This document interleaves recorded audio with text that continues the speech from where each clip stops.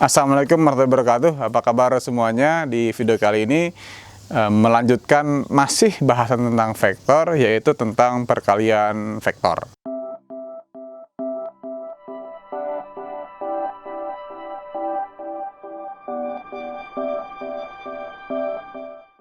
Jika di video sebelumnya kita bahas tentang penjumlahan vektor, di video kali ini bagaimana kalau vektor itu dikalikan.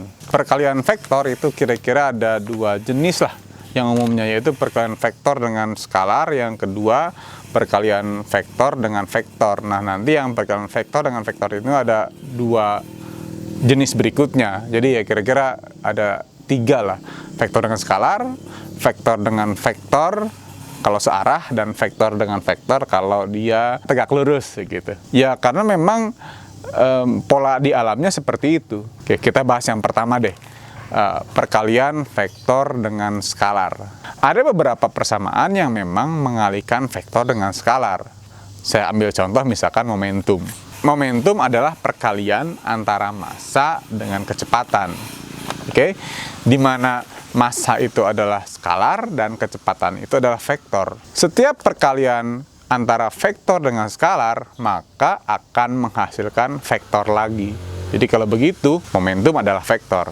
Kemana arahnya? Arahnya adalah sesuai dengan arah kecepatannya itu. Jadi kalau vektor dengan skalar dikalikan, maka akan menghasilkan vektor.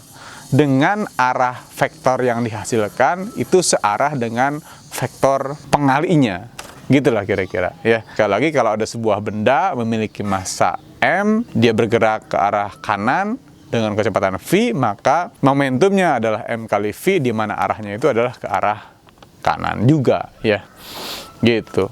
Jenis yang berikutnya adalah perkalian vektor dengan vektor. Ada jenis perkalian vektor dengan vektor yang mana mereka harus searah. Jadi kalau tidak searah memang ya tidak bisa menghasilkan apa-apa gitu. Misalkan di bahasan usaha. Usaha itu terjadi jika sebuah benda diberikan gaya, lalu kemudian benda tersebut berpindah. Di mana ada gaya, ada perpindahan, maka di situ ada usaha. Gaya yang diberikan itu tentunya akan searah dengan perpindahannya. Walaupun tidak mesti searah banget, bisa juga dia membentuk sudut. Tapi kan makin searah, maka usaha yang dihasilkannya semakin besar. Makin menyiku sudutnya, sudut antara gaya dengan perpindahannya, ya usahanya makin gak ada, gitu. Masa iya kita mau mendorong benda ke sebelah kanan, perpindahannya kita dorong dari atas? Ya, nggak mungkin kan? Artinya memang ada pola seperti ini, di mana kalau sudutnya makin menyiku, makin 90 derajat, nilai usahanya makin nggak ada, makin nol gitu ya. Makin sudut antara gaya dan perpindahannya makin nol, ya justru makin gede nih usahanya. Ya, usaha kan secara matematik dituliskan gaya dikalikan perpindahan.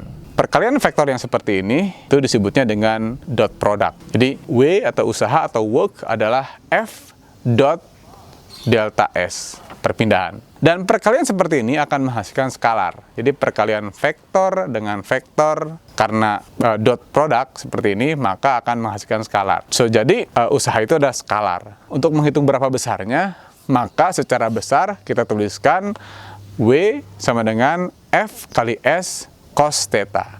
Gitu. Kenapa cos? Ya ini sama dengan karakteristik tadi ya.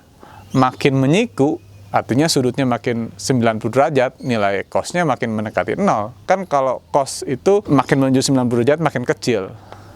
Nah, ini karakternya sama dengan karakter yang tadi. Maka ya menggunakan cos. Ya, makin sudutnya 0, maka usahanya makin besar. Gitu. Nah, kemana arahnya? Nggak ada arah ya, karena skalar itu kan tidak ada arah.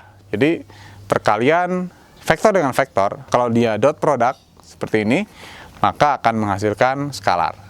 Oke, jenis yang ketiga, ada karakter yang memang dua buah vektor yang justru kalau dia makin menyiku, itu makin besar hasil kalinya. Contoh, di gaya magnet yang terjadi pada sebuah muatan deh. Jadi kalau ada muatan positif bergerak ke arah sini, dan ada medan magnet yang mengarah ke arah sana, maka akan ada gaya yang kemudian gaya ini tegak lurus dengan arah bidang yang dibentuk oleh kecepatan dan medan magnetnya. perkalian antara kecepatan dengan medan magnet dan ditambah lagi dikalikan dengan muatan, inilah yang kemudian disebut dengan gaya magnetik.